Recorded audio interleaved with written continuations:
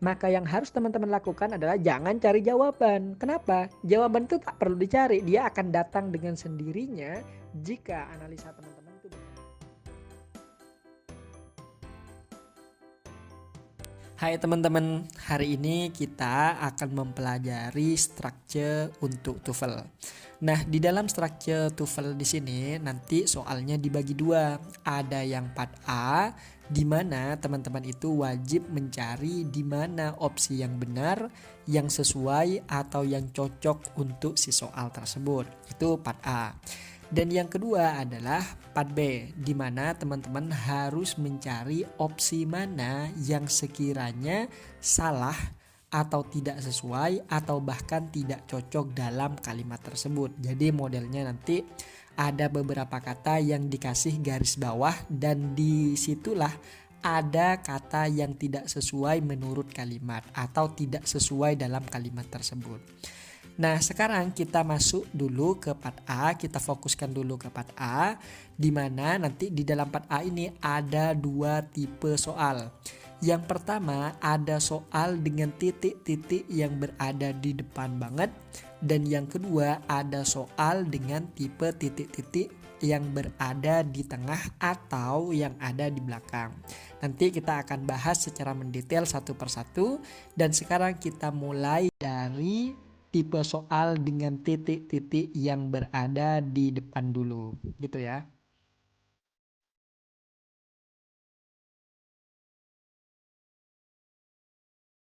Nah, sekarang coba perhatikan soal tipe pertama. Nah, kalau kita perhatikan soal nomor satu kan panjang banget tuh kan, dari kata STEM sampai kata adventure. Nah, ingat teman-teman, teman-teman itu harus menyelesaikan satu soal itu maksimal 40 detik. Artinya teman-teman harus bisa menguasai dan menjawab soal tersebut di bawah itu. Tidak boleh lebih. Apa resikonya kalau lebih? Resikonya adalah teman-teman keteteran waktu dan malah akan memakan waktu untuk soal-soal yang lain.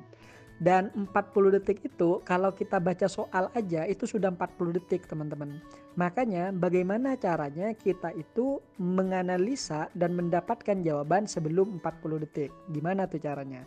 Belum lagi kita harus mikir jawaban. Belum lagi kita harus menganalisa mana yang salah. Belum lagi juga kita harus mengoreksi kira-kira ini teori yang mana. Nah, artinya apa? Ribet jadinya.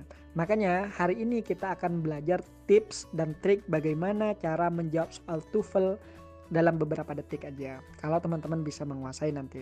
Jadi kayak gini tipsnya. Yang pertama, ketika teman-teman mengerjakan soal part 1, hal yang pertama teman-teman harus lakukan adalah jangan mencari jawaban. Kenapa? Karena itu yang akan membuyarkan semua konsentrasi itu. Gimana caranya? Fokus aja pada titik-titiknya. Tentukan dulu di mana titik-titik itu berada. Oke, kita lihat nomor 1, oh titik-titik berada di awal. Oke, fix. Kalau teman-teman ketemu dengan soal dengan tipe titik-titik berada di awal, maka yang harus teman-teman lakukan adalah konfirmasi apakah di belakang itu ada koma apa enggak. Artinya, saat teman-teman ketemu titik-titik di awal banget, maka geser pandangannya ke kanan. Lihat, ada koma nggak di situ tuh? Ternyata ada. Yang mana? Setelah kata common people, koma. Nah, koma itu kita sebut dengan koma adverb. Kalau ada koma adverb, ada titik-titik di awal, terus di belakang ada koma adverb, maka jawabannya pasti cuma dua tuh. Kalau bukan conjunction, pasti preposisi tuh. Jadi kalau ada titik-titik di awal, di belakang ada koma, pasti jawabannya cuma preposisi atau enggak conjunction. Lalu bagaimana cara menentukannya? Apakah itu conjunction ataukah itu merupakan sebuah preposisi? Caranya sederhana gini. Coba teman-teman perhatikan kata-kata sebelum koma. Kata-kata sebelum koma, lihat ada kata kerja apa enggak sebelum koma. Jika sebelum koma ada sebuah kata kerja, maka jawabannya pasti conjunction. Tapi jika sebelum koma tidak ada kata kerja, maka jawabannya pasti preposisi. Sekarang kita lihat nih, sebelum koma ada kata kerja enggak? Oh ada, yang mana? Stem from. Stem from itu artinya berasal dari. Itu sebuah kata kerja. Nah, karena di depan koma ada kata kerja, entah itu di depannya banget atau agak jauh dari koma, itu tidak masalah. Yang penting di depan koma ada kata kerja apa enggak. Kalau misalnya sudah ketahuan ada yaitu stem from, maka jawabannya pasti conjunction tuh. Maka semua opsi yang tidak memiliki conjunction akan langsung salah. Yang mana yang akan salah duluan? Yang akan salah duluan adalah si Bravo. Kenapa? Karena Bravo tidak ada conjunction di situ dan tidak memiliki conjunction di opsi tersebut. Lalu yang akan salah kedua adalah Delta. Kenapa Delta? Lihat, Fox Ballad 2 itu merupakan sebuah frase dan tidak ada ciri-ciri conjunction di situ. Artinya Bravo dan Delta langsung salah tuh. Lalu bagaimana dengan Alpha dan Charlie? Kita lihat, di Charlie ada with, sementara di A ada because. Hati-hati, yang manakah yang merupakan preposisi dan manakah yang merupakan conjunction. Artinya dalam hal ini teman-teman butuh yang namanya pengetahuan tentang conjunction, teman-teman butuh pengetahuan tentang preposisi. Conjunction dan preposisi merupakan materi paling dasar dalam TOEFL. Artinya semua trik ini akan berfungsi jika teman-teman punya dasarnya. Gitu. Jadi teman-teman harus tahu apa itu preposisi, apa itu conjunction. Nah, berkenaan dengan conjunction kan jumlahnya agak banyak, preposisi juga banyak. Jadi saya tidak bisa jelasin di sini karena memang pembagiannya membutuhkan satu kali pertemuan. Nah, kalau teman-teman pengen benar-benar memperdalam materi TOEFL atau belajar TOEFL dari awal banget tuh, teman-teman bisa bergabung dengan kelas reguler karena kalau di kelas reguler tuh ada sekitar 11 kali pertemuan. Nah, di situ teman-teman akan belajar tuh dari awal apa itu preposisi, apa itu conjunction, apa itu adjektif, kata kerja dan yang lainnya yang langsung berkaitan dengan TOEFL. Makanya saya di sini hanya menginformasikan aja bahwa untuk ini teman-teman membutuhkan materi ini. Nah, sekarang kita masuk pada poinnya. Alpha, because itu merupakan sebuah conjunction, sementara Charlie itu merupakan preposisi with. Makanya yang akan menjadi jawaban adalah pasti si alpha. Kenapa? Kok alpha? Kenapa enggak Charlie? Kenapa enggak preposisi? Ingat, preposisi tidak boleh diikuti kata kerja. Di soal kan ada kata kerja kan, stem from. Jadi kalau kita pasang yang Charlie maka tidak cocok dan itu tidak diperbolehkan. Satu-satunya yang boleh diikuti oleh kata kerja hanyalah conjunction. Maka jawabannya pasti si alpha tuh. Kayak gitu ya.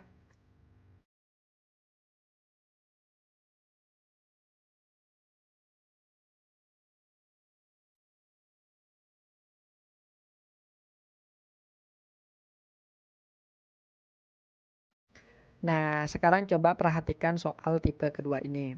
Nah, sekilas kita memperhatikan bahwa soalnya itu sama banget tipenya dengan soal yang pertama tadi, yaitu ada titik-titik yang muncul di awal kalimat banget tuh.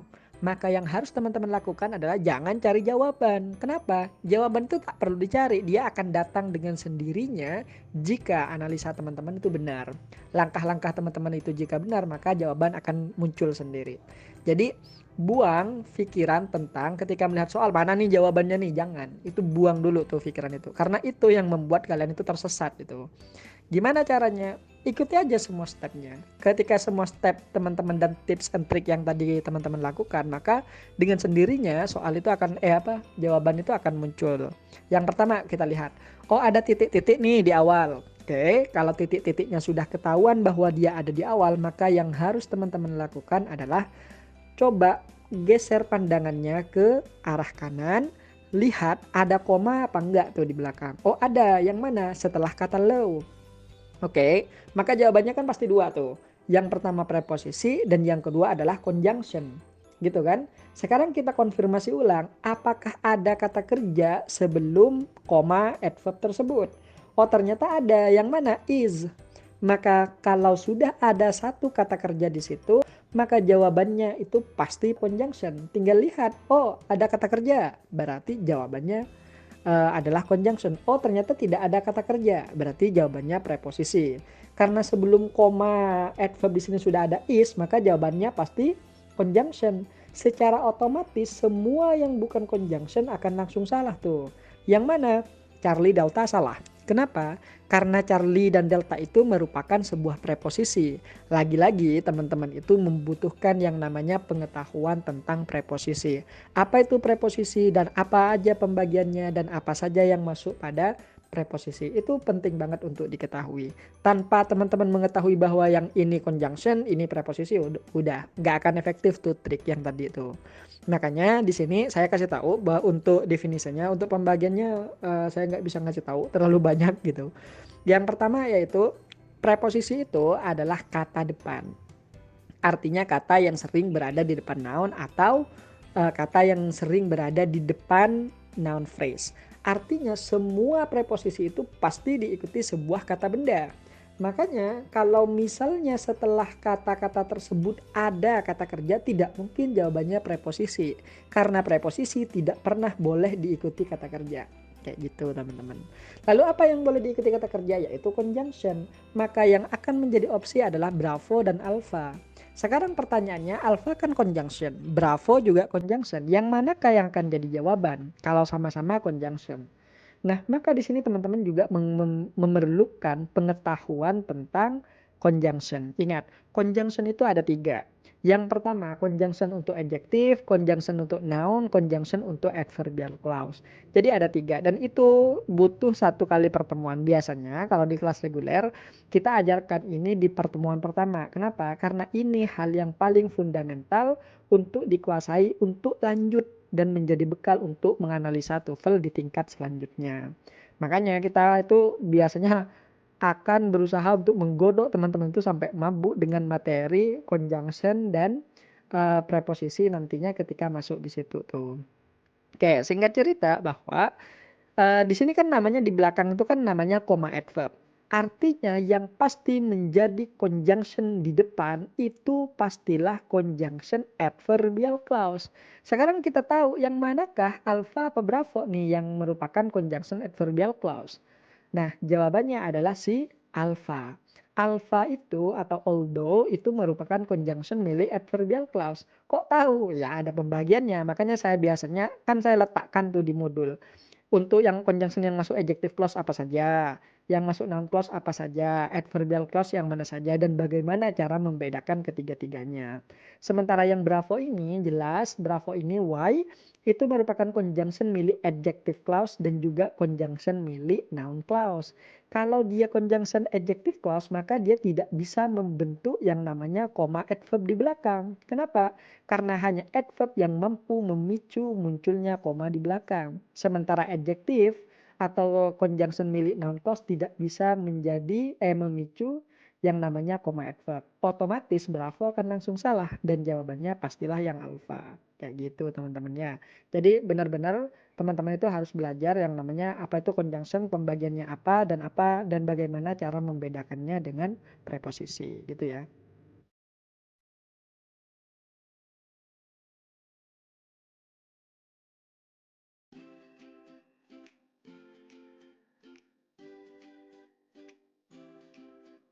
Sekarang coba nih perhatikan soal yang nomor 3. Kita bahas secara cepat ya. Kan tadi sudah lengkap, tak lengkapin semua teorinya. Sekarang kita bagaimana cara analisa cepat. Ingat, teman-teman tak perlu membaca semua soal.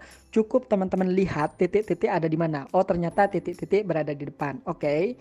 Kalau titik-titik berada di depan, maka tinggal konfirmasi di belakang ada koma apa enggak. Oh, ternyata ada. Yang mana? Setelah kata exist. Itu namanya koma adverb. Maka kalau teman-teman sudah ketemu dengan koma di situ jelas dan sudah pasti ada koma, maka tinggal lihat apakah jawabannya conjunction atau preposisi. Untuk mengkonfirmasinya, maka teman-teman itu tinggal melihat ada kata kerja apa enggak. Kalau ada conjunction, kalau tidak ada kata kerja berarti jawabannya preposisi. Lihat, sebelum koma ada kata kerja enggak? Oh ada, yang mana? Exist. Maka jawabannya pasti conjunction. Artinya semua yang bukan conjunction akan langsung salah. Yang mana yang salah duluan? Alpha.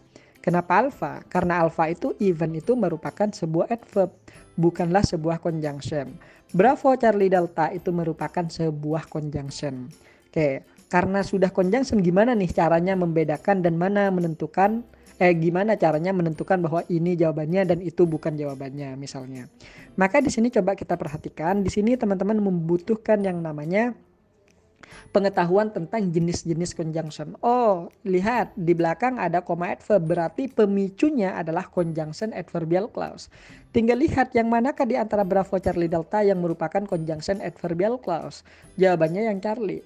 Karena hanya Charlie di situ yang merupakan conjunction milik adverbial clause. Itu alasan pertama.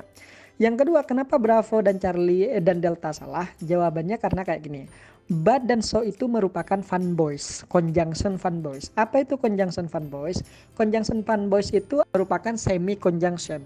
Artinya mereka itu mau dikatakan, oh ini conjunction, boleh. Oh ini preposisi juga boleh. Artinya mereka itu kayak blasteran gitu teman-teman. Makanya karena dia blasteran, dia tidak bisa dikelompokkan pada conjunction, tidak bisa juga dikelompokkan pada preposisi. Karena dia fleksibel, tergantung macamnya. Dan fanboys ini pada tataran pembagian conjunction dia memang punya kelompok sendiri, yaitu kelompoknya fanboys. Dan fanboys yang perlu teman-teman ketahui adalah fanboys tidak pernah muncul di awal kalimat. Sementara titik-titik yang ada di sini memerlukan conjunction di awal kalimat. Sehingga dengan sendirinya Bravo Delta langsung salah. Kenapa? Karena prinsipnya fanboys tak boleh muncul di awal kalimat. Fanboys hanya muncul di tengah-tengah kalimat. Contoh, misalnya I am hungry, so I eat rice. Aku lapar, makanya aku makan nasi. So-nya ada di tengah. Atau misalnya pakai kata but, misalnya I am hungry but I don't want to eat rice. Gitu. Jadi but itu selalu ada di tengah, selalu ada di agak ke belakang-belakang. Tidak mungkin mereka muncul di awal-awal. Sehingga Bravo Delta langsung salah tuh. Gitu ya.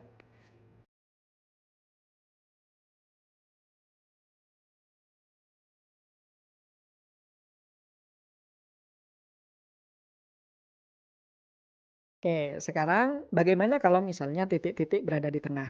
Nah, untuk menyelesaikan soal dengan tipe ini, maka teman-teman butuh satu materi, yaitu materi tentang verb asli dan verb palsu. Loh, apa gunanya gitu kan? Karena kayak gini teman-teman.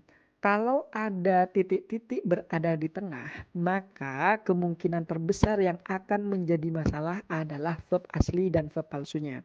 Ingat, semua kalimat pasti memiliki satu kata kerja asli. Pasti itu. Kecuali di dalamnya ada satu conjunction. Kalau ada conjunction nanti pasti akan muncul dua kata kerja asli. Tapi umumnya memang sebuah kalimat pasti memiliki satu kata kerja asli saja. Namun nanti ketika teman-teman mengerjakan sebuah soal dan melihat titik-titik di tengah-tengah, maka teman-teman nanti seakan-akan akan terkecoh oleh beberapa kata kerja. Ingat, tidak semua kata kerja yang nampak pada mata kita di dalam soal itu merupakan kata kerja asli. Tidak itu. Ada verb palsu, ada juga verb asli. Permasalahannya kayak gini. Terkadang ada soal yang meminta kita untuk mencari sebuah verb asli. Di dalam opsi A, B, C, D itu kita harus cari tuh yang manakah yang merupakan verb asli. Sayangnya verb asli dan verb palsu itu mirip banget teman-teman. Maka ketika kita tidak tahu membedakan mana yang asli, mana yang palsu, habislah kita. Misal nih, teman-teman disuruh mencari mana kata kerja asli. Ternyata di opsi itu tidak hanya satu kata kerja aja, tapi berbagai macam jenis kata kerja disajikan di situ. Kalau teman-teman salah memilih, habis tuh soal. Kayak gitu. Atau sebaliknya, kadang di soal itu sudah ada satu kata kerja asli, tapi kita dipaksa untuk mencari satu lagi kata kerja. Maka yang harus kita cari itu berarti kata kerja yang palsu. Sekali lagi, di dalam soal tidak mungkin hanya ada kata kerja palsu. Pasti juga ada kata kerja asli dan juga beberapa kata kerja palsu di situ. Artinya kan di soal sudah ada nih satu kata kerja yang asli. Maka kan kita tidak boleh memilih kata kerja yang asli lagi. Kalau kita pilih yang asli maka salah tuh nanti. Jadi gimana caranya? Cari yang palsu. Nah disinilah teman-teman wajib mengetahui seperti apa verb asli dan seperti apa verb palsu. Berikut penjelasannya. Oke, sekarang kita akan belajar verb asli dan verb palsu. Apa itu verb asli dan apa itu verb palsu? Oke, kita mulai dari definisinya dulu. Dan fungsinya tentunya. Yang pertama, definisi dari verb asli. Verb asli itu adalah kata kerja yang masih berfungsi sebagai kata kerja. Emang ada yang nggak berfungsi sebagai kata kerja? Ada. Namanya verb palsu. Jadi verb palsu itu adalah kata kerja yang sudah dialih fungsikan atau memiliki fungsi lain. Contohnya seperti apa fungsinya? Dia, kata kerja palsu ini, biasanya dia berfungsi sebagai adjektif, biasanya dia berfungsi sebagai adverb, dan kadang dia berfungsi sebagai noun. Jadi karena dia sudah beralih fungsi dari kata kerja asli menjadi kata kerja palsu, otomatis fungsinya juga berubah. Dari asalnya kata kerja asli, dia sekarang berubah jadi adjektif, berubah jadi adverb ataupun bahkan noun. Tapi sekilas ketika kita lihat verb palsu ini benar-benar sama persis dengan verb asli. Makanya kita pasti akan terkecoh tuh kalau tidak mempelajari materi ini. Oke, yang pertama nih di sini. Verb asli, kita mulai dari verb asli karena cara satu-satunya untuk membedakan verb asli dan verb palsu adalah teman-teman itu menguasai karakter dari verb asli dan karakter dari verb palsu. Yang pertama, kita tahu dulu verb asli. Verb asli itu cuma ada 5 teman-teman. Verb asli cuma ada 5. Yang pertama, semua anggota be atau semua anggota auxiliary itu pasti asli. Artinya tidak ada yang namanya auxiliary palsu, semuanya asli. Begitupun juga dengan poin 2, yaitu verb 1 dan verb 2 itu pasti asli. Tidak ada verb 1 yang palsu, tidak ada verb 2 yang palsu. Lalu seperti apakah kata kerja yang berpotensi untuk menjadi verb palsu? Jawabannya cuma 2 tuh. Yang pertama verb ing dan yang kedua verb 3. Kalau teman-teman ketemu dengan verb 3 atau verb ing, hati-hati. Karena mereka benar-benar berpotensi bisa menjadi verb palsu, bisa saja dia asli. Lalu bagaimana cara membedakannya gitu kan? Perhatikan ya, ini tipsnya.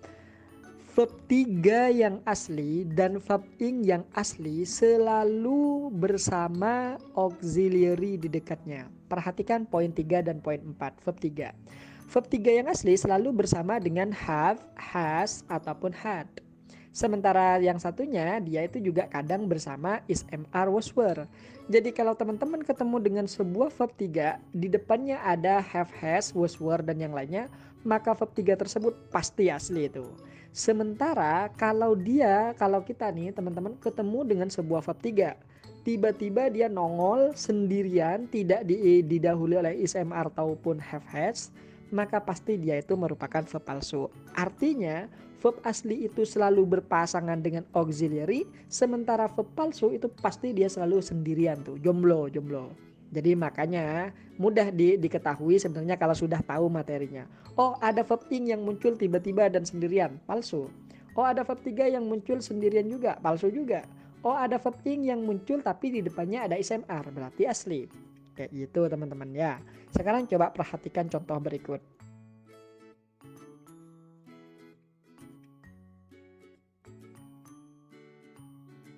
Oke, sekarang coba perhatikan contoh ini. Teman-teman di pertama ketemu dengan the man standing. Lihat, tiba-tiba muncul sebuah verb ing dan di depannya tidak ada ismr. Maka kata standing ini palsu. Lalu bagaimana dengan yang di belakang? Lihat, di belakang ada kata thrice. Thrice itu verb 1 yang ditambah sis. Maka jelas thrice ini yang asli sementara standing yang di depan palsu. Kok bisa? Lihat aja, standingnya sendirian tanpa adanya ismr, palsu. Sementara thrice itu merupakan sebuah verb asli karena dia terbentuk dari bentuk pertama yaitu verb 1. Jadi makanya dia asli. Lalu bagaimana dengan flutter? Flutter itu juga merupakan sebuah verb 1 dan pastinya dia asli. Tapi karena di depannya ada to, makanya dia itu jadinya palsu. Kalau semua verb 1 itu asli dan dia ditambahkan to infinitif di depannya, maka dia langsung berubah jadi palsu. Kayak gitu teman-teman. Kenapa bisa gitu? Karena semua to infinitif itu nanti akan berfungsi sebagai kata benda dan menjadi adverb. Makanya to flutter itu tidak bisa kita kategorikan sebagai verb asli karena fungsinya dia sudah berubah. Coba lihat nomor 2 nih. Contoh kedua, the bag taken. The bag taken. Tiba-tiba muncul sebuah verb 3 dan di sini verb 3 tersebut muncul secara tiba-tiba dan di situ tidak ada ismr yang ada di depannya. Sehingga kata taken ini bisa kita kategorikan sebagai sebuah verb palsu tuh. Lalu bagaimana dengan kata given di belakang? Lihat, given itu juga merupakan sebuah verb 3. Tapi di depannya ada sebuah was atau auxiliary. Sehingga kita bisa bilang bahwa was given itu merupakan verb asli karena di depannya ada is mr-nya gitu.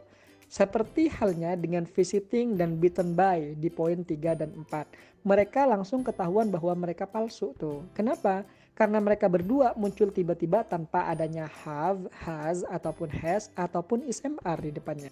Lalu yang asli yang mana? Yang asli itu adalah feels yang di belakang dan cries yang ada di belakang juga. Ingat, satu kalimat pasti memiliki satu kata kerja asli. Kalau kata kerja palsu di dalam kalimat itu boleh satu, boleh dua, boleh empat, boleh berapapun. Yang penting titik poinnya adalah kata kerja aslinya wajib satu. Kecuali ada conjunction. Kalau ada conjunction kata kerja aslinya dua. Contoh, I eat rice before I drink water. I eat kata kerja asli. Before ini conjunction, I drink. Drinknya itu asli. Jadi kalau ada satu conjunction, kata kerja aslinya akan ada dua. Tapi selama tidak ada conjunction, maka kata kerja asli pasti cuma ada satu tuh. Sisanya itu pasti palsu. Kayak gitu ya.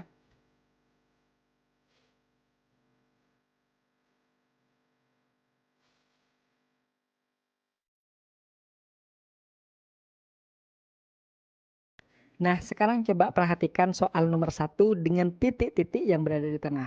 Maka kalau teman-teman mau mengerjakan soal, tinggal lihat di mana titik-titiknya berada. Oh, titik-titik berada di depan, maka tinggal cari koma. Karena jawaban sudah sampai di situ doang gitu. Lalu bagaimana kalau misalnya titik-titiknya berada di tengah? Nah, kalau titik-titik berada di tengah, maka yang harus teman-teman lakukan pertama kali, ini buat catatan aja ya.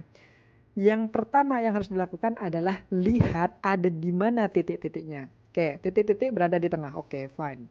Yang kedua, sekarang kalau titik-titik sudah pasti ada di tengah-tengah kalimat ataupun enggak di awal-awal banget gitu ya. Maka yang harus teman-teman lakukan adalah hitung jumlah kata kerja asli di dalam soal. Ingat ya, hanya kata kerja asli yang kita hitung. Lihat, di dalam soal ada kata kerja asli enggak? Oh, ternyata tidak ada. Bagaimana dengan to run off? To run off itu merupakan kata kerja palsu, sehingga kita tidak bisa masukkan pada hitungan. Artinya soal nomor satu ini tidak memiliki kata kerja asli. Dari sini kita tahu, oh soal ini belum ada kata kerja aslinya. Ingat prinsipnya bahwa semua soal pasti memiliki satu kata kerja asli. Kalau soal ini belum memiliki, maka tugas kita adalah tinggal cari tuh yang mana yang kata kerja asli. Maka karena kita butuh kata kerja asli, semua opsi yang tidak memiliki kata kerja asli langsung salah tuh. Yang mana? Bravo Charlie salah. Kenapa? Lihat, di Bravo ada permitting, tidak ada ISMR, yang Charlie juga ada permitting, juga tidak ada ISMR. Maka Bravo Charlie langsung salah duluan tuh. Kayak gitu. Lalu bagaimana dengan Alpha dan Delta? Perhatikan di Alpha. Di Alpha itu ada yang namanya neither. Neither itu merupakan pairing word. Itu biasanya kita pelajari di pertemuan ke-6. Di pertemuan ke-6 masuk ke bab 2 atau chapter 2 tuh kalau di kelas reguler. Nah, sehingga nanti neither ini pasti selalu punya pasangan. Pasangannya adalah nor. Coba kita lihat. Di soal ada kata-kata nor apa enggak? Enggak ada. Kalau enggak ada berarti salah. Jawabannya secara otomatis akan jadi delta. Kenapa delta? Karena di delta di sini ada kata-kata pemit, verb 1. Verb 1 itu berarti asli, sudah sesuai. Bagaimana dengan do not? Do not itu hanyalah sebuah kata kerja bantu atau auxiliary. Auxiliary boleh datang bersamaan dengan verb utama atau ordinary. Ibaratkan kayak ordinary itu kayak majikan, sementara auxiliary itu kayak pembantu. Kalimat itu kita ibaratkan sebagai rumah. Dalam sebuah rumah boleh ada majikan saja, boleh ada pembantu saja, atau boleh berada kedua-duanya. Yang jelas, di dalam sebuah rumah tidak boleh kosong. Wajib ada satu pemilik atau ada satu yang menjaga rumah tersebut. Dan itu verb asli pastinya. Kayak gitu teman-teman ya. Jadi jawabannya delta.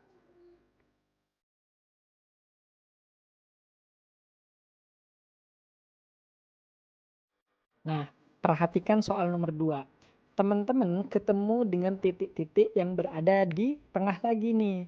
Nah, Apa yang harus dilakukan? Jangan cari jawaban. Kalau teman-teman langsung fokuskan pikiran, mana nih jawabannya, mana jawabannya. Nggak akan ketemu, malah yang ada tuh bingung dan habisin waktu doang.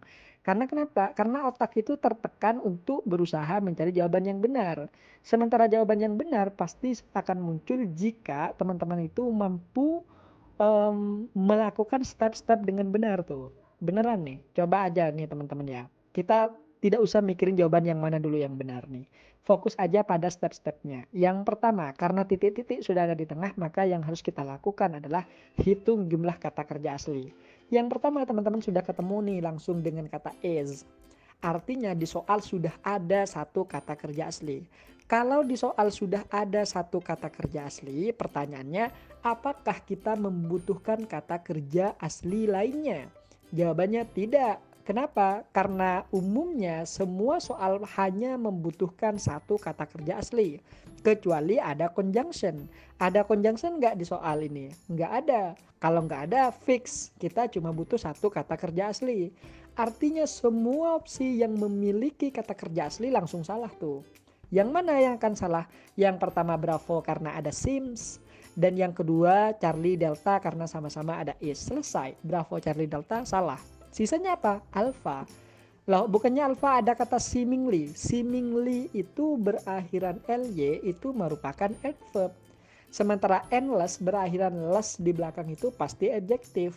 Artinya kita itu hanya bisa memilih alpha tanpa kita tahu alasan yang jelas tuh. Tapi kalau mau diperjelas alasannya kayak gini. For di sini kan sebuah preposisi tuh, ada for. Dan setelah for itu pasti akan diikuti kata benda. Mana kata bendanya? Feels. Feels itu adalah sebuah kata benda. Dan pasti sebuah kata benda itu biasanya berbarengan dengan adjektif. Maka semua it seemingly endless itu semuanya nanti akan berfungsi menjadi adjektif. Selesai itu jawabannya. Jadi kalau kita buat percepat nih, lihat, oh titik-titik berada di tengah nih. Ada kata kerja nggak? Oh ada, yang mana? Is. Berarti semua opsi yang ada kata kerjanya akan langsung salah tuh.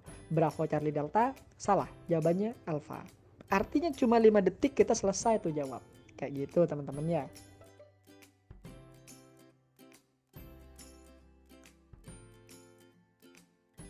Oke, sekarang kita perhatikan soal nomor 3 nih. Di soal nomor 3, teman-teman langsung ketemu titik-titik berada di tengah. Maka yang harus kita lakukan adalah hitung jumlah kata kerja aslinya. Lihat, ada kata kerja nggak di soal? Ternyata ada. Yang mana? Introduce by. Namun, introduce by itu adalah verb 3 yang muncul tiba-tiba tanpa adanya ISMR. Maka jelas kata introduce itu merupakan sebuah verb palsu. Artinya dia tidak masuk dalam hitungan. Berarti di dalam soal ini belum ada satupun kata kerja asli. Artinya dari sini kita tahu, oh berarti saya harus cari yang kata kerja asli aja nih. Tinggal lihat, semua yang bukan kata kerja asli akan langsung salah tuh. Yang mana? Bravo salah duluan. Kenapa? Karena di Bravo ada kata consisting dan itu merupakan verb palsu. Salah. Yang akan salah kedua adalah si Charlie. Kenapa si Charlie? Kan di Charlie ini sudah ada kata kerja asli yaitu consist. Ya benar. Tapi ada that. That itu conjunction. Ingat, that itu adalah conjunction dan ketika sebuah conjunction muncul dalam sebuah kalimat berarti kita membutuhkan 2 kata kerja asli. Sementara di soal belum ada satupun kata kerja asli. Di opsi cuma ada satu yaitu consist berbarengan dengan that. Artinya apa? Kekurangan satu kata kerja lagi. Kalau kita ambil Charlie maka kata kerjanya kurang satu. Itu yang bermasalah. Makanya Charlie itu salah. Kayak gitu. Atau bisa dibilang kayak gini. Kalau kata kerjanya yang kita butuhkan cuma satu, maka kita tidak perlu lagi mencari yang namanya kata kerja lagi. Tak perlu lagi kita mencari yang namanya conjunction. Karena conjunction akan dibutuhkan jika ada 2 kata kerja. Kalau kata kerjanya cuma satu ya gak perlu, ngapain cari conjunction gitu kan. Maka Bravo Charlie salah tuh. Lalu bagaimana dengan alpha dan delta? Kita perhatikan. Di soal di atas itu kalau kita perhatikan di sini kan cuma tidak ada kata kerjanya. Pertanyaannya apakah soal di atas sudah punya subjek? Jawabannya pasti ada tuh. Kenapa? Karena titik-titiknya berada di tengah. Otomatis yang depan-depan itu pasti ada subjeknya. Yang mana subjeknya? The Hawaiian alphabet. Introduced by missionary in the 1820s. Nah, itu yang namanya dari the sampai 18-20-an itu semuanya adalah subjek subjek umum, dan ini kita sebut dengan kompleks noun phrase. Biasanya ini kita akan pelajari di pertemuan ketiga kalau di kelas reguler. Karena ingat, kompleks noun phrase akan selalu muncul di part 1 dan di part 2. Dan teman-teman kalau tidak bisa mengetahui itu atau tidak mengetahui itu, maka yang akan terjadi adalah teman-teman akan sering dikecoh oleh pembuat soal. Pasti itu. Makanya kita harus benar-benar memahami yang namanya kompleks noun phrase. Nah, singkat cerita bahwa nomor 3 ini sudah punya subjek, artinya dia tak membutuhkan subjek lagi, sehingga alpha akan langsung salah. Kenapa? Karena the five vowels itu nanti menjadi subjek untuk kata consis. Sementara kita sudah punya subjek, maka alpha salah. Yang kita butuhkan cuma di delta. Langsung muncul consis. Kenapa? Subjek sudah ada, coy. Makanya kita pilihlah yang delta. Gitu ya.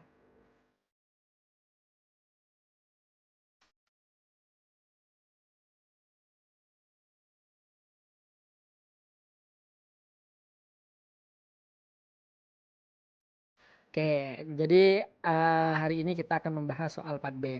Nah, di dalam part B, teman-teman nanti akan ketemu dengan soal yang lumayan panjang, dan di sini teman-teman akan ditugaskan untuk memeriksa mana kata yang tidak sesuai, tidak cocok, atau bahkan salah dalam kalimat tersebut.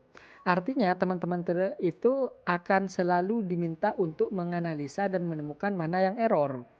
Nah, dalam hal ini teman-teman harus membandingkan antara kata-kata yang bergaris bawah, kan nanti soalnya itu berbentuk beberapa kata yang bergaris bawah dalam kalimat. Nah, tugasnya cocokin tuh kata yang bergaris bawah itu, pikirkan apakah dia cocok atau sesuai dalam kalimat tersebut. Kalau cocok, ya udah tinggalin. Tapi kalau misalnya salah, maka itu yang akan kita jadikan jawaban. Jadi kita mencari jawaban yang salah ini dalam 4B ini. Nah, berkenaan dengan hal tersebut, maka teman-teman kan tidak mungkin tuh membaca semua soal karena soalnya kan panjang-panjang. Akan habis waktu karena waktu yang tersedia bagi kita hanya 30 sampai 40 detik. Makanya kita butuh tips dan trik bagaimana cara mengerjakannya dengan cepat dan tepat tentunya. Nah, dalam hal ini soal tipe 42 ini akan selalu meminta teman-teman untuk mencocokkan mana modifier, mana yang head, apakah mereka berdua sesuai atau enggak. Oleh karena itu, hari ini kita harus fokus mempelajari modifier dan head. Oke, yang pertama nih. Perhatikan di sini posisi ada modifier, ada head, ada modifier juga, ada tanda panah juga. Nah, modifier itu adalah kata yang memberikan penjelasan tambahan, informasi tambahan, atau keterangan tambahan bagi headnya. Sementara head itu sendiri adalah kata yang sedang dibicarakan, kata yang menjadi pembahasan, atau kata yang sedang kita fokuskan. Misal nih kayak kita bilang good boy, yang sedang kita bicarakan goodnya apa boynya? Boynya kan, maka boy ini adalah head, sementara goodnya adalah modifier, kayak gitu. Kenapa? Karena memang goodnya ini memberikan penjelasan bagi si boy, bukan boy menjelaskan kata goodnya di sini. Jadi kayak gitu teman-teman. Jadi nanti kita akan memeriksa apakah modifier ini cocok dengan headnya atau tidak. Kalau tidak sesuai maka itu yang akan jadi jawaban, gitu ya. Lalu sekarang kita perhatikan posisi dari modifier. Modifier itu kadang ada sebelum head, kadang juga dia berada atau muncul setelah head. Maka apa saja yang menjadi modifier? Lihat tabel pertama. Kolom pertama maksud saya. Lihat di situ ada adjektif tanda panah ke noun. Nah, tanda panah itu kita baca dapat menjelaskan. Jadi adjektif dapat menjelaskan noun. Nah, maka kalau teman-teman nanti ketemu dengan kata yang bergaris bawah, anggap saja itu noun, terus di depannya ada adjektif, maka jangan disalahkan. Kenapa? Karena memang adjektif dapat menjelaskan noun. Artinya adjektif nanti menjadi modifier bagi si noun ini. Maka jangan disalahin. Jadi kalau ada noun di belakang kata sifat atau kata sifat muncul sebelum noun, jangan disalahin, itu benar. Atau misalnya teman-teman ketemu dengan verb ing dan verb 3 yang muncul setelah noun, itu juga jangan disalahkan.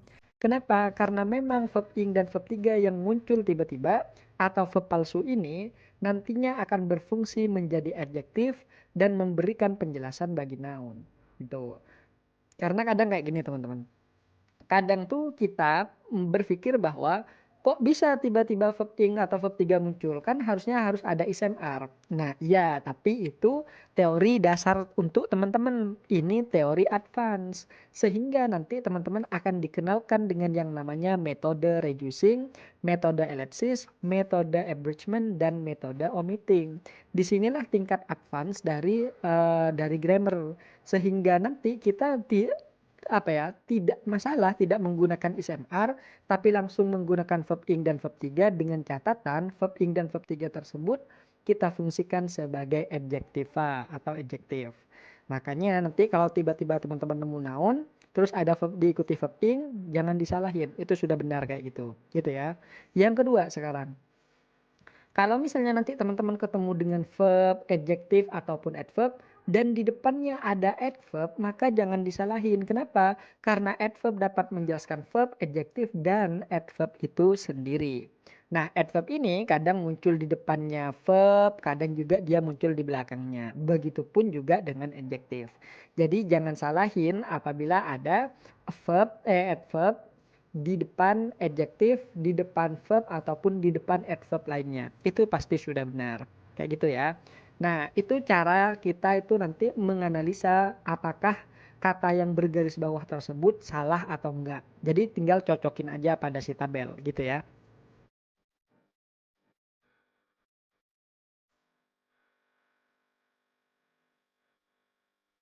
Oke, kalau tadi kita berbicara tentang bagaimana cara menentukan yang mana yang kira-kira salah dan mana yang kira-kira tidak salah atau benar, maka sekarang kita akan mempelajari bagaimana cara menjawab dua itu sendiri.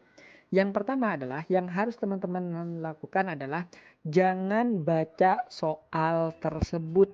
Kenapa? Kalau baca soal tuh pasti buang-buang waktu tuh. Terus bagaimana yang harus kita lakukan? Yang harus kita lakukan adalah fokuskan pandangan teman-teman pada kata yang bergaris bawah. Ingat, fokuskan pandangan, pikiran, analisa, dan kepekaan pada kata-kata yang bergaris bawah saja. Kan ada 4 itu nanti yang bergaris bawah. Fokuskan pada satu aja dulu, tidak harus semuanya, satu aja. Fokus dari depan aja. Terus apa yang harus kita lakukan? Yang harus kita lakukan pertama adalah cocokkan kata yang bergaris bawah tersebut dengan kata sebelum dan sesudahnya berdasarkan tabel. Jadi teman-teman nanti cara yang pertama itu cocokin aja kata yang bergaris bawah tersebut sesuai nggak dengan kata sebelum dan sesudahnya berdasarkan tabel di atas. Kalau cocok lewatin, kalau nggak cocok berarti itu jawabannya. Kayak gitu ya. Itu yang pertama. Yang kedua sekarang, sebelum dan sesudah of pasti ada kata benda atau noun phrase. Jadi kayak gini, hati-hati terhadap of. Kalau teman-teman ketemu dengan of, hati-hati. Di depannya pasti kata benda. Maka kalau sebelum of ini bukan kata benda, berarti disitulah jawabannya. Artinya disitulah kata yang tidak cocok. Ingat, sebelum of dan sesudah of pasti sebuah kata benda atau noun phrase. Gitu ya. Ingat-ingat nih baik-baik. Terus yang kedua nih, yang ketiga. Jika ada verb yang bergaris bawah, maka langsung periksa atau konfirmasi subjeknya karena biasanya nggak cocok. Jadi kayak gini. Kalau teman-teman itu ketemu dengan sebuah kata kerja di dalam soal dan dia digaris bawahin, maka langsung konfirmasi subjeknya. Kenapa? Karena biasanya tidak cocok antara subjek dan kata kerjanya. Kenapa nggak cocok? Karena biasanya kan kayak gini. Kalau dalam present tense, kalau subjeknya tunggal maka kata kerjanya kan wajib ditambahkan s ataupun is. Nah dalam soal TOEFL itu biasanya nggak ditambah. Misalnya she eats rice gitu kan. Maka di soal nanti akan kayak gini, she eat rice. Gitu aja. Jadi mereka tidak menggunakan yang namanya tidak menggunakan namanya s. Atau sebaliknya, kan kalau subjeknya jamak tidak perlu tambahkan s, tapi mereka tuh ditambahin s gitu. Makanya kalau ada kata kerja yang bergaris bawah, konfirmasi pada subjek sudah cocok apa enggak dianya gitu ya. Itu yang ketiga. Yang keempat sekarang, lihat di sini, jika ada dua kata yang bergaris bawah maka hati-hati karena biasanya ketukar. Contoh nih misalnya good boy yang tadi itu kan, good boy. Nah di dalam soal tuh dibalik tuh, jadinya boy good. Akhirnya salah kan? Kalau ada dua kata bergaris bawah, hati-hati biasanya ketukar. Tidak selalu, tapi biasanya. Contoh lagi, beautiful girl akan jadi girl beautiful. Maka tugas kita apa? Balik itu. Harusnya beautiful girl bukan girl beautiful. Maka disitulah kata yang tidak cocok dalam kalimat. Kayak gitu teman-teman ya. Itu yang poin keempat. Poin kelima, pastikan setiap countable noun memiliki determiner. Jadi kayak gini, kalau teman-teman ketemu dengan sebuah kata benda bergaris bawah, maka satu hal yang harus teman-teman lakukan. Teman-teman tanyakan apakah kata benda tersebut bisa dihitung atau enggak. Kalau dia bisa dihitung, maka di depannya wajib ada yang namanya determiner. Kalau determiner ini anggotanya ada 5. Salah satunya adalah artikel. Kalau yang lainnya itu butuh waktu kita untuk menjelaskannya. Butuh 1 kali pertemuan. Jadi kalau teman-teman mau mempelajari mendalam secara spesifik materi TOEFL, gabung ke kelas reguler aja. Insya Allah itu udah buka tanggal 1 ini. Oh, sekarang ya. Dia sudah buka tuh biasanya. Tapi kelasnya nanti tanggal 20 gitu ya. Itu kalau mau belajar materi secara mendalam. Nah, di sini kalau teman-teman ketemu dengan yang namanya kata benda, pastikan di depan ada determiner apa enggak. Kalau tidak ada berarti noun tersebut salah. Gitu. Tapi kalau di depan sudah ada determinernya, maka aman-aman aja tuh. Gitu ya.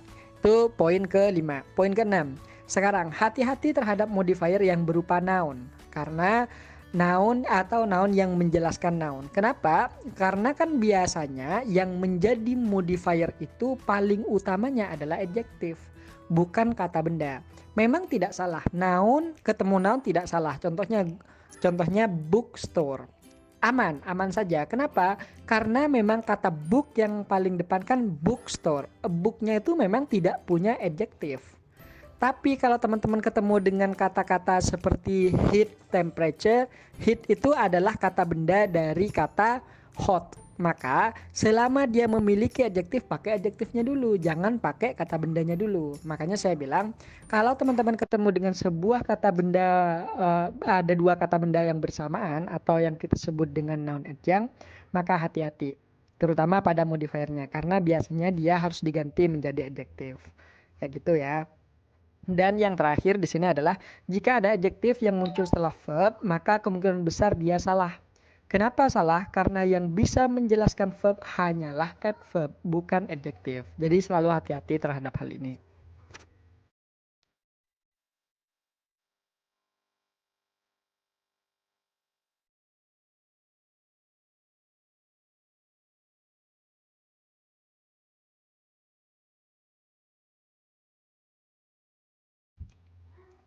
Oke, coba teman-teman perhatikan soal nomor 1. Di soal nomor 1, teman-teman ketemu dengan yang namanya soal yang panjang banget di situ dan tidak mungkin kita baca semuanya. Kenapa? Karena kita akan habis waktu kalau kita membaca semuanya. Lalu apa yang harus kita lakukan? Yang harus teman-teman lakukan adalah, yang pertama adalah fokuskan pandangan teman-teman dan perhatian teman-teman pada kata yang bergaris bawah. Lalu konfirmasi atau cocokkan kata tersebut dengan kata sebelumnya dan kata setelahnya. Cocok atau enggak tuh berdasarkan tabel. Kalau cocok ya berarti kita skip. Kalau enggak cocok berarti itu jawabannya. Gitu. Sesimpel itu sebenarnya. Sekarang kita coba nih ya. Yang pertama, kita ketemu dengan a little. A little itu merupakan sebuah adverb dan dia ketemu dengan is. Cocok apa enggak? Jawabannya oke-oke aja. Kenapa? Karena is itu boleh diikuti adjektif, noun, ataupun adverb, atau bahkan verb ing dan verb 3. Jadi is itu bisa dibilang dia yang paling fleksibel. Boleh ketemu dengan apapun tuh. Kayak gitu ya teman-teman. Jadi little dengan is tidak bermasalah. Yang kedua sekarang. Lihat a little ketemu dengan a longer. Longer itu merupakan sebuah adjektif, sementara a little sebuah adverb. Adverb ketemu dengan adjektif jelas aman. Lihat tabel di atas. Kenapa? Karena memang adverb dapat menjelaskan adjektif. Jadi alpha aman banget tuh. Sekarang yang kedua nih. Lihat, ada that then. 2 kata bergaris bawah. Hati-hati, biasanya ketukar. Kita analisa aja nih. Yang pertama, teman-teman ketemu dengan yang namanya that then. Setelah itu, that-nya ketemu dengan longer. Itu sudah bermasalah. Karena kenapa? Yang pertama karena kayak gini. Longer itu penambahan IR itu atau komparatif, ini nama materinya komparatif, itu selalu ketemu dengan than. Contohnya, I am taller than, you are smaller than. Jadi setelah kata smaller, longer, dan yang lainnya, pasti langsung ketemu dengan than, tidak mungkin ketemu dengan that. Itu kesalahan pertama. Yang kedua, sekarang lihat, than ketemu dengan of. Itu juga salah. Kenapa? Than itu merupakan conjunction. Of itu preposisi. Seingat tadi tipsnya, sebelum of pasti itu kata benda, tidak mungkin conjunction. Maka itu kesalahan yang kedua. Maka gimana cara memperbaikinya? Coba balik. Than-nya di depan, that-nya di belakang. Pasti benar tuh. Loh, bukannya that itu sebuah conjunction? Ya, memang. That itu merupakan conjunction, tapi juga perlu diingat bahwa that itu juga bisa berfungsi sebagai noun ataupun pronoun. Jadinya di sini that ini tidak berfungsi sebagai conjunction, tapi dia berfungsi sebagai pronoun atau noun. Jadi disitulah yang bermasalah. Kita cuma kebalik aja dia. Harusnya that-nya di belakang, then-nya yang di depan. Lalu bagaimana dengan yang Charlie? Yang Charlie di sini teman-teman ketemu dengan and not. And itu adalah juga se-flexible is. Kenapa? Karena and itu boleh diikutin apapun, diikuti not, diikuti adjective, diikuti adverb, diikuti kata kerja, diikuti to infinitive pun juga aman-aman aja and itu. Dia jarang banget bermasalah kayak gitu. Kecuali and ini dalam kasus pairing. Pairing itu adalah materi yang mana menjelaskan bahwa ada kata yang selalu bersamaan kemanapun dia berada. Itu biasanya kita bahas di pertemuan ke-6 tuh kalau di materi di kelas reguler kayak gitu. Terus jadi intinya Charlie ini aman teman-teman. Lalu not ketemu dengan so. Not itu kan merupakan adverb. So juga merupakan adverb. Not dengan so ketemu adverb aman banget sesuai tabel di atas. Sekarang kita lihat nih. So ketemu dengan gracefully.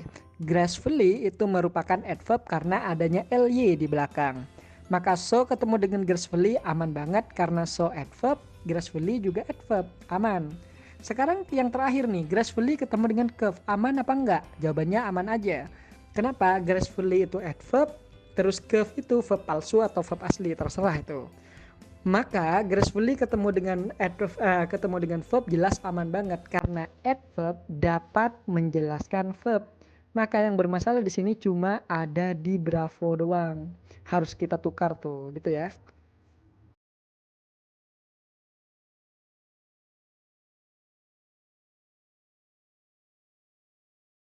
Oke, sekarang coba kita perhatikan yang nomor 2. Yang nomor 2, teman-teman ketemu langsung dengan of new. Kita bandingkan of dengan introduction. Of itu preposisi, sebelum of wajib kata benda. Dan introduction itu sudah merupakan kata benda. Kenapa? Karena semua yang berakhiran tion, ion itu semuanya pasti kata benda. Sekarang setelah of itu juga pasti ketemu dengan kata benda. Lihat di sini, of ketemu dengan new. New itu merupakan adjektif. Apakah salah? Jawabannya tidak. Kenapa? Kan setelah of itu wajib ketemu kata benda. Di sini dia ketemu dengan new. Kenapa nggak salah? Jawabannya karena di belakang new ada kata benda. Karena kayak gini konsepnya. New itu kan adjektif, spesies itu kata benda. Maka adjektif ini tidak dianggap ketemu dengan of.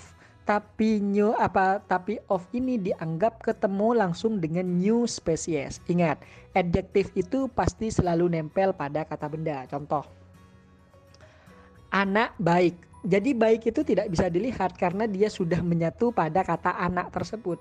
Gitu. Sehingga of di sini tidak terhitung bertemu dengan new, tapi dia terhitungnya ketemu dengan spesies. Karena new itu hanya sifat bagi spesies. Jadi alpha aman banget. Lalu bagaimana dengan Bravo? Di situ ada kata offers. Offers itu merupakan sebuah kata kerja.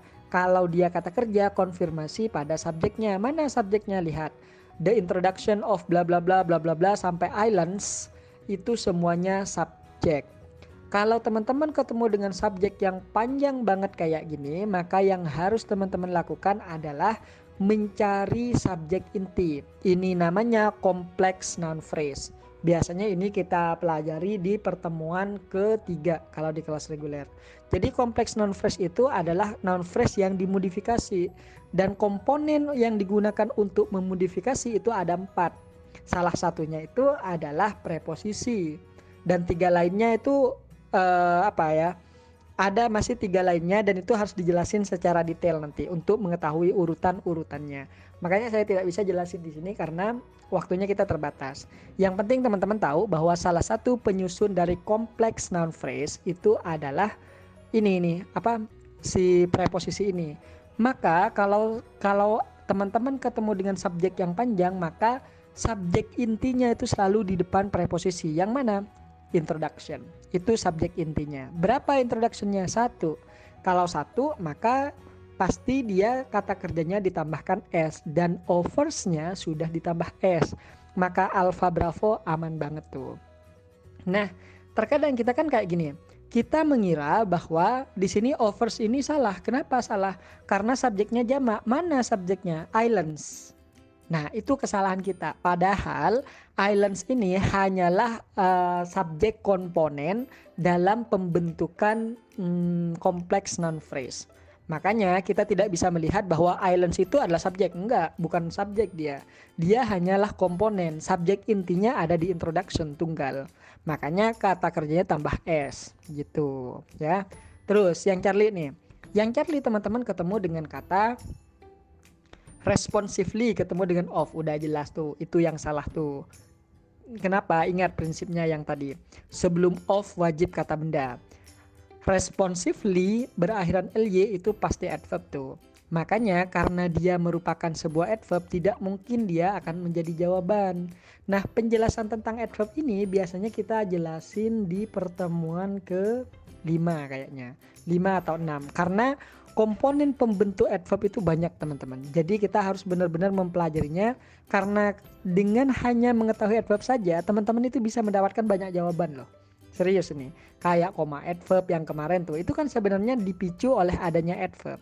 Makanya kita mempelajari adverb itu bisa dibilang sangat krusial juga untuk tataran TOEFL. Dan biasanya kita itu pelajari di hari ke-5 atau hari ke-6 tuh.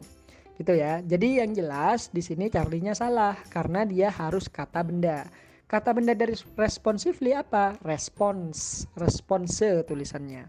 Nah, itu yang harus kita ganti. Makanya Charlie yang akan salah. Lalu bagaimana dengan si delta, sistem? Ingat, sistem itu kata benda. Kalau teman-teman ketemu dengan sebuah kata benda, lihat dia, hitung dia. Dia kata benda yang bisa dihitung atau enggak? Oh, sistem itu ternyata bisa dihitung. Maka kalau dia bisa dihitung, maka di depannya pastikan dia punya artikel atau determiner. Ada nggak artikel? Oh ada, a natural. Maka delta aman. Yang bermasalah cuma di Charlie doang. Gitu ya. Oke, selanjutnya coba perhatikan soal yang nomor 1 lagi nih. Di contoh soal kedua. Teman-teman kan panjang banget tuh, lebih panjang malah dari contoh yang tadi tuh kan. Maka yang harus teman-teman lakukan adalah fokuskan pandangan pada kata yang bergaris bawah. Teman-teman langsung ketemu tuh, slow. Slow itu merupakan sebuah adjektif. Lihat, konfirmasi dengan kata sebelumnya. Sebelumnya ada kata developed. Itu merupakan kata kerja. Ingat tipsnya, kalau ada kata sifat yang muncul setelah kata kerja, kemungkinan besar dia salah. Kenapa? Karena slow itu tidak dapat menjelaskan develop. Yang bisa menjelaskan apa? Adverb. Makanya kita ganti dia menjadi kata slowly. Develop slowly. Kayak gitu teman-teman. Maka alpha jelas bermasalah. Lalu bagaimana dengan si bravo, assuming? Assuming itu lihat di depannya ada koma, itu namanya koma parallel structure yang dihasilkan dari metode reducing. Jadi kayak gini. Ketika teman-teman masuk pada teori yang advance nanti, maka teman-teman ketemu dengan yang namanya reducing dalam parallel structure. Umumnya reducing itu ada pada klause, tapi reducing itu juga bisa terjadi pada tataran parallel structure. Dengan syarat ada and dan di situ ada kata kerja juga. Nanti untuk spesifiknya teman-teman harus mempelajari dasar-dasarnya dulu baru bisa masuk ke sini nanti. Jadi kalau misalnya belajar dasar-dasarnya itu kayak belajar parallel structure itu apa, terus belajar klause itu apa, belajar reducing itu apa. Parallel structure itu biasanya kita jelaskan di pertemuan ke-5 juga. Terus reducing itu pertemuan ketiga, dan elipsis itu di pertemuan ketiga atau keempat. Di situ teman-teman harus menguasai itu dulu, baru teman-teman bisa masuk pada analisa ini. Tapi singkat cerita, assuming itu tidak bermasalah karena dia itu dihasilkan dari reducing dalam parallel structure, aman banget dia. Lalu bagaimana dengan present? Present itu ada 3 tuh, ada yang kata benda, ada yang kata sifat, ada juga yang kata kerja. Kalau kata sifat dia dibaca present, kalau dia sebuah kata benda juga dibaca present, tapi kalau kata kerja dibaca present gitu. Dan di sini nih merupakan kata sifat. Lihat, present itu ketemu dengan its. Its itu merupakan determiner. Nah, determiner ketemu dengan yang namanya kata sifat itu aman-aman aja. Karena memang determiner ini boleh ketemu dengan apa aja teman-teman, kecuali dengan yang namanya kata kerja, kecuali itu. Jadi selain kata kerja dia aman banget. Sekarang lihat, present ini kan adjektif, ketemu dengan gracious, berakhiran os di belakang itu pasti adjektif. Adjektif ketemu adjektif boleh apa enggak? Jawabannya tidak boleh tuh, kecuali di belakang ada kata aspek, ada kata-kata benda. Contohnya seperti aspek. Aspek ini kan merupakan kata benda, maka present ketemu dengan kata gracious itu aman banget. Kenapa? Karena gini, aspek itu kan sebuah kata benda, dan kata benda itu boleh memiliki lebih daripada satu kata sifat. Contoh nih misalnya, buku yang warna hitam dan mahal, berarti kita bilang the expensive black book gitu kan. Booknya satu, tapi kata sifatnya ada 2, ada expensive, ada black, ada the, 3 malah. Maka di sini nggak masalah teman-teman. Yang bermasalah kalau ada adjektif ketemu adjektif tapi tidak ada kata bendanya, itu baru bermasalah tuh. Contoh, I buy a new good book. I buy a new good book. New dan good adjektif, booknya adalah kata bendanya. Coba sekarang hilangkan kata bendanya. I buy a new good. Saya membeli sebuah baru bagus. Nggak jelas. Kalau nggak ada kata bendanya jadinya nggak jelas. Makanya adjektif ketemu dengan adjektif itu tidak boleh kalau tidak diikuti kata benda di belakang. Kalau ada kata benda maka aman-aman aja dia. Kayak gitu ya. Maka jelas di sini present gracious aspect itu tidak masalah. Dan yang terakhir ada kata-kata white. White ini merupakan sebuah kata sifat bertemu dengan kata avenues yang sudah ada s-nya. Jadi tidak bermasalah karena memang adjektif dapat menjelaskan sebuah kata benda. Jadi yang bermasalah cuma di alpha aja.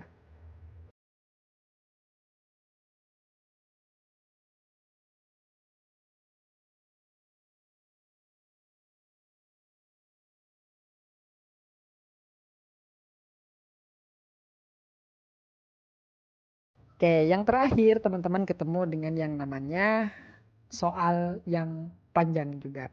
Maka yang harus teman-teman lakukan adalah jangan sekali-kali membaca soal. Kalau baca soal habis waktu. Contoh nih, throughout her long career, the Grace Kelly has been known for her ability to capture the distinct rhythm of the New York speech in the itu tidak akan cukup dan itu benar-benar menghabiskan waktu, menghabiskan tenaga dan menghilangkan konsentrasi. That's the problem. Makanya yang harus kita lakukan jangan baca tuh, buang-buang waktu. Langsung aja fokus pada kata yang bergaris bawah karena disitulah masalahnya gitu. Jadi daripada kita mundar-mandir cari masalah, mending kita langsung ke masalah yang sudah terlihat. Yang mana?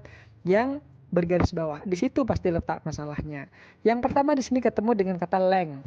Length itu merupakan kata benda dari kata long, panjang. Artinya, kalau ada length kata benda bertemu dengan career yang juga kata benda, hati-hati, ingat, modifier itu umumnya di depan. Makanya length ini pasti jadi modifier untuk kata career. Dan ingat bahwa hati-hati terhadap kata benda yang jadi modifier. Kenapa? Karena selama dia masih punya adjektif, maka lebih utama pakai adjektifnya dulu. Length punya adjektif nggak? Punya, yaitu long. Makanya length di sini harus kita ganti menjadi kata long. Long career. Jadi yang bermasalah si alpha juga nih. Kayak gitu ya. Yang kedua, sekarang lihat ability. Ability itu merupakan sebuah kata benda yang bisa dihitung. Maka pastikan di depannya ada yang namanya determiner. Ternyata sudah ada. Yang mana? Her. Her itu salah satu dari anggota determiner. Jadi bravo, aman. Lalu Bagaimana dengan si Distinct dan yang Charlie? Yang Charlie juga aman-aman aja. Karena kenapa? Karena Distinct ketemu dengan The itu aman karena The itu merupakan sebuah determiner, dan di belakang juga ada dia ketemu dengan rhythm. Rhythm itu merupakan sebuah kata benda yang bisa dihitung dan dia diawali oleh adjektif jelas aman. Karena adjektif dapat menjelaskan kata benda. Jadi Charlie aman. Delta teman-teman ketemu dengan kata speech. Speech itu merupakan sebuah kata benda juga tapi tidak bisa dihitung. Kalau kata benda yang tidak bisa dihitung itu tidak masalah, tidak usah menggunakan determiner. Nah, materi ini saya jelaskan biasanya di pertemuan ketiga nih, atau di pertemuan kedua nih. Di pertemuan kedua tentang frase dan kompleks non phrase. Nah, disitulah teman-teman itu belajar apakah ini kata benda yang bisa dihitung atau tidak. Ini adalah klause ataukah ini frase, ataukah ini kata benda yang sudah benar atau dia masih ada yang kurang. Itu nanti kita bahas secara mendetail di situ tuh. Makanya bagi teman-teman itu khusus yang ingin belajar aja, ingin belajar atau misalnya memperdalam materi-materi TOEFL, ya hitung-hitung kan 2021 kan LPDP nih buka nih, beasiswa banyak buka di 2021 dan semuanya kan butuh TOEFL. Jadi kalau misalnya kita persiapkan dari sekarang masih cukup banget untuk target 500. Asalkan teman-teman itu benar-benar serius belajarnya gitu teman-teman. Jadi yang delta ini aman-aman aja gitu ya. Jadi jawabannya yang alfa.